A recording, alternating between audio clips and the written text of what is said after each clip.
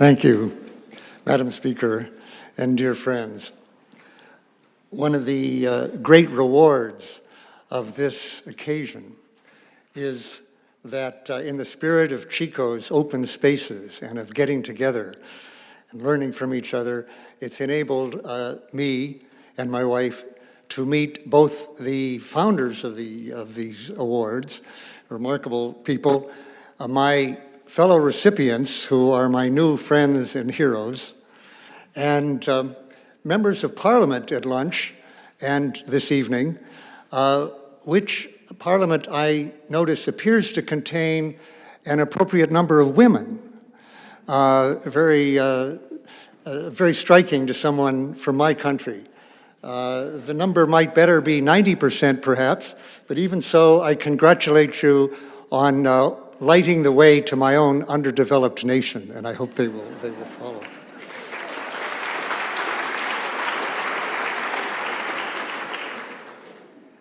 It's a particular honor for me to receive an award which was earlier given in 1987 to my long-term hero and friend for the last 10 years, Mordecai Vanunu.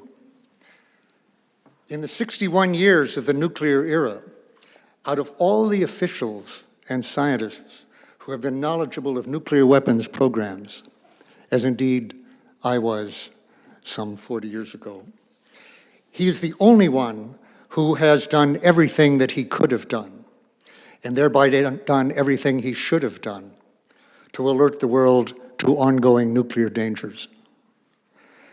That is to say, he's the only person, the one person in the nuclear sphere who has done what I am urging others to do in various spheres in my ongoing truth-telling project. Of course, he has paid a heavy price for doing that. For his exemplary revelation with photographs of secret nuclear programs that his government, the Israeli government, continues untruthfully to deny, he was kidnapped from Italy and sentenced in secret proceedings to 18 years in prison. Now, I must correct the transcript here of my prepared remarks on the basis of news just in the last 2 days. As of today, I find a news bulletin here that it is no longer correct to say that Israel denies its possession of nuclear weapons. It is correct to say, in the words of Shimon Peres and other officials, it neither confirms nor denies. Or in the words of Shimon Peres, who started the program, as to whether they have nuclear weapons, I can't say that we do, and I can't say that we don't. Imagine that, by the way, in the words of an official from Iran, or Sweden, for that matter. I don't know, I can't say if we do or we don't. But the occasion for his movement in this direction, toward frankness, is I wanted to tell you from the news story here, is the confirmation hearing on Tuesday of Robert Gates, who has just been confirmed almost unanimously as Secretary of Defense.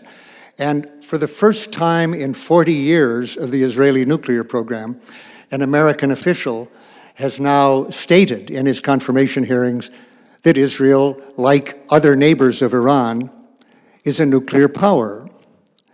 This is the same man, of course, who, in the same hearings on Tuesday, he has enormous credibility, and that's why Israel can't contradict him, because in those same hearings, he announced that the United States, in his opinion, is not winning the war in Iraq.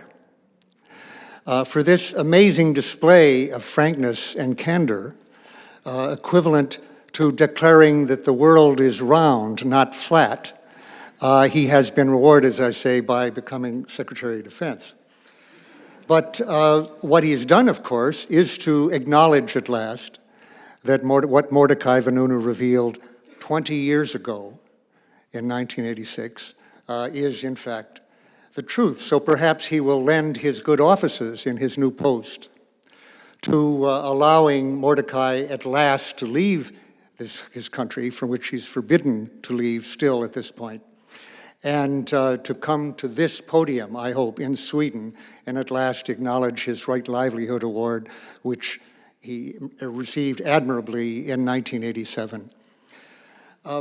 The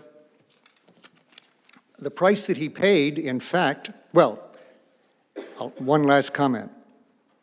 If Robert Gates had made that same statement as an Israeli citizen or official, he would shortly be occupying the same prison cell as Mordecai Vanunu. That was a 6 by 9 foot cell in which Mordecai spent 12 and a half years of his 18 years in prison. After serving his full sentence, he continues to this day to be restricted to certain areas in Israel which he cannot leave, and he faces an imminent threat, and by imminent I mean court proceedings of the last few weeks, a threat of return to prison because he insists on his right to speak out to foreigners as well as Israelis against nuclear weapons policies. I urge this audience and this country to join in a world protest against Israel's violation of his fundamental human rights, of freedom of speech and of movement, and to make it possible for this prophet of the nuclear era to bring his message of nuclear abolition to the world, starting, I hope, in this room.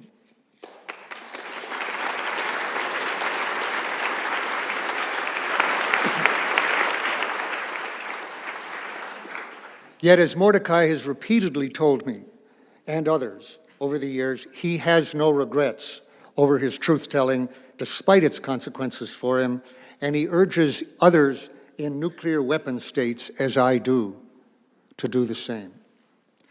That is, in fact, my own present work as a fellow of the Nuclear Age Peace Foundation and director of the Truth Telling Project, and my main message in recent years, to call for more Vanunus in every potential and actual nuclear weapon state, above all my own.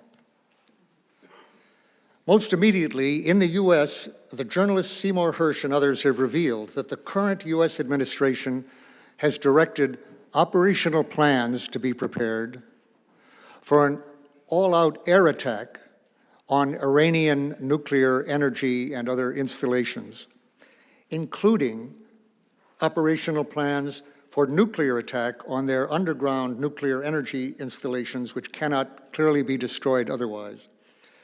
These plans to be ready for imminent use on the President's command over the last year and a half. Let me say that I'm well aware that my emphasis on this particular possibility can well sound alarmist, misplaced, even hysterical, and especially because people want to believe that such things can't really be, especially after the recent elections in the US and the replacement of Rumsfeld by Gates. I can only tell you that after 50 years of participating and studying American decision-making from the inside, the fact that such proposals are crazy, which of course they are, does not mean they are not possible, and unfortunately does not even mean they are not likely. In this case, I just hope to be heard soberly on that point. It's true that Hersh has revealed that the Joint Chiefs of Staff have objected to this planning in highly classified memoranda to the White House. I'm saying that I believe that despite that, the elections and Gates and President Bush's father and others, everyone being against this except the President and Vice President, I believe these plans are likely to be undertaken over the next 2 years of Bush's remaining in office in the absence of worldwide protest, itself sparked, I think, by further revelations of documents of the kind that have been leaked orally to Hersh and others. I'm saying that the Joint Chiefs critique and related documents, including detailed official calculations of the strategic and human costs of such an attack, an evaluation of the likelihood of worldwide diplomatic responses in Iranian retaliation, those documents should be made known to the American public and to Congress and to the world. That can only come through unauthorized disclosure, a massive leak by someone who has access to such documents and who agrees with the military's judgment that execution of those plans would be catastrophic. There are probably somewhere between, I would conjecture, a dozen and 100 individuals who meet both those criteria, and thus face the challenge of taking on themselves the responsibility of warning the world. Such a person would risk and very possibly suffer a personal sacrifice comparable to Vanunu's. I don't suggest this casually. Having confronted a similar risk for my own truth-telling about Vietnam decision-making 35 years ago. For releasing 7,000 pages of top-secret documents to Congress and the press, I faced a federal indictment threatening a possible sentence of 115 years in prison. Unlike Vanunu's experience, the subsequent exposure of various governmental crimes against me, comparable to his criminal kidnapping by the Israeli government, led eventually to the dismissal of my charges in federal court. But if it had been otherwise, I am confident I would have no more regrets than he does for having told truths that could save many lives. What I do regret is that I did not think of making such revelations about the process of lying my country into the Vietnam War at a time, 1964-65, when I could have done so as a Pentagon official before the massive escalation occurred and perhaps have averted the war altogether. But an even greater regret is that I did not earlier think of revealing the nature of our nuclear war planning when I could have done so in 1959 to 1964, when I was involved at the highest levels of such planning in the Department of Defense. My appeals to current officials for timely truth-telling are intended, among other things, to spare them such regrets. The risk of air attack and perhaps nuclear attack on Iran in the remaining 2 years of the Bush administration is obviously not a matter of concern for the U.S. alone. As recently as October 2006, many NATO countries have been drawn into massive naval and air power exercises in the Eastern Mediterranean and the Persian Gulf, reportedly rehearsing a blockade of Iran or preparing to respond to Iranian retaliation to U.S. blockade or sanctions. I wish to take this occasion, among others, to raise the following subject for urgent discussion in Europe. What do the publics and high officials of all these countries plan to do if they are confronted as a fait accompli with a U.S. air attack on Iran, or an Israeli attack with U.S. complicity? Above all, how would they respond to the escalation of such an attack after Iranian retaliation, to the use of U.S. or Israeli nuclear weapons against underground Iranian sites? How would they respond? Surely these countries should not allow the use of their airspace or bases in any way in collaboration with any such American aggression. Even Germany did do that, despite its official posture of non-cooperation in connection with the Iraq attack. Their public should demand that their officials make this stand known to the United States immediately. But that alone would hardly be enough to deter or to respond to a potential use of nuclear weapons by the United States or by Israel with U.S. complicity.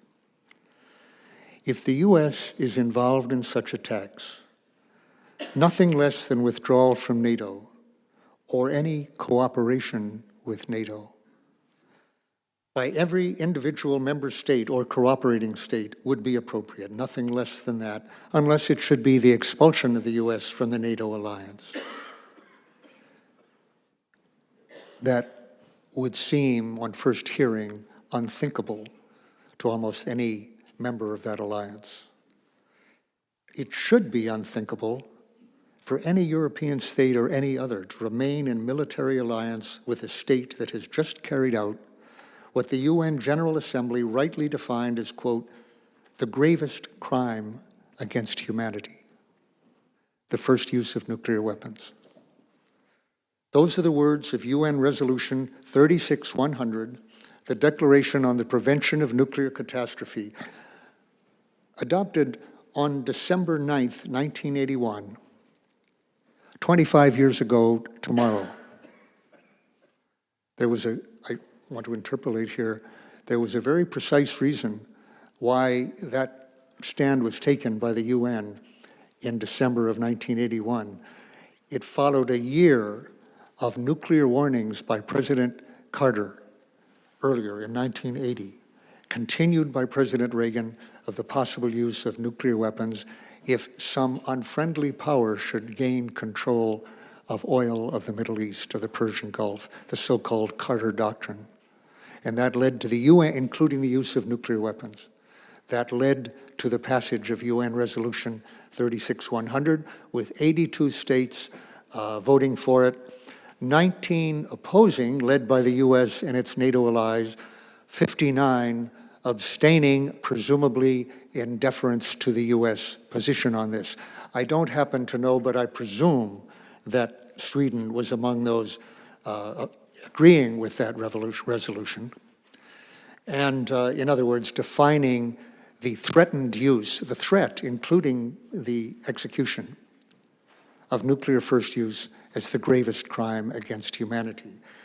The declaration went on to say, there will never be any justification or pardon for statesmen who take the decision to be the first to use nuclear weapons. For European publics to make this unmistakably clear in advance, now, by petitions, by demonstrations, and electoral and lobbying pressures on their respective governments to take this stand, is the most and perhaps the only practical deterrent to such a disastrous course of action. To be silent at this time on that proposal, those warnings, those threats, is to be complicit. It is, I might say, outrageous in my opinion, that the American Congress and media and public have failed to make the most strenuous protest to assertions by the President, Vice President, and other officials, including members of Congress, that the US has the, quote, option of military action against Iran, including the option of nuclear weapons. The very idea that the US or any other country has such an option is itself, as that declaration said correctly, against the moral principles and the lofty principles of the UN. My own activities, for which I gratefully accept this award, are today what they have been for over 35 years and will be for the rest of my life. To help build a world movement that will prevent a first use since Nagasaki of nuclear explosions, prevent or end interventions that could lead to such event, and bring about a world free of nuclear weapons. Thank you, my friends.